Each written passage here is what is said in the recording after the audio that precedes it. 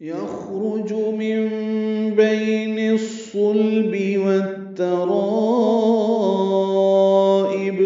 یخرج میں یا کو خاص سے ملانا ہے، خا پر ہے اور اس پہ ہمس ہوگا، را پر ہے اور جیم را اور جیم جلدی پڑھیں گے۔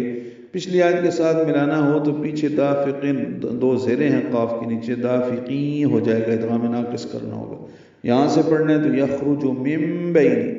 من اور بئی نون ساکن کے بعد با آنے کی وجہ سے اقلاب ہوا ہے تو مم پڑھیں گے، مم بین،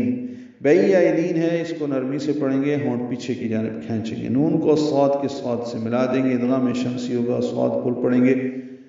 صاد کو لام سے ملانا ہے، اظہار ہوگا، با کو جلدی پڑھیں گے، والترائب میں واو کو تا سے ملانا ہے، تا پر زبر ہے، جلدی پڑھنا ہے، را پر پڑھیں گے، الف مدہ کے بعد حمزہ آنے کی وجہ سے مد متصل ہے، ہم اسے 4 حرکات سے زیادہ لمبا کرتے ہیں، حمزہ یا کی شکل میں ہے اور اس کو با سے ملا دینا ہے، والترائب جب با سے ملائیں گے با ساکن ہے اور اس پہ قلقلہ ہوگا، جو پیٹھ اور سینے کی ہڈیوں کے درمیان سے نکلتا ہے،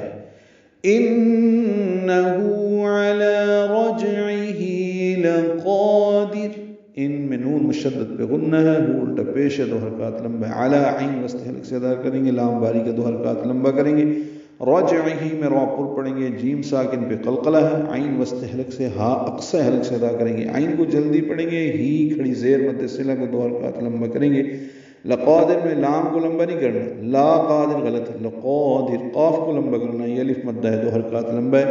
دال کو را سے ملا دیں گے، را ساکن ہو جائے گی، زیر کی وجہ سے را باریک ہو جائے گی، وقفاً ملانے کی صورت میں را پر پڑھیں گے، اس پر 2 پیشیں، آگے یا ہے وہ ادغام کرنا ہوگا، یعنی لقادرین پڑھنا ہوگا، پھر سانس نہیں توڑ سکتے، آگے ایک ہی سانس میں پڑھنا ہوگا، یقیناً وہ اسے دوبارہ لوٹانے یعنی پیدا کرنے پر قادر ہے۔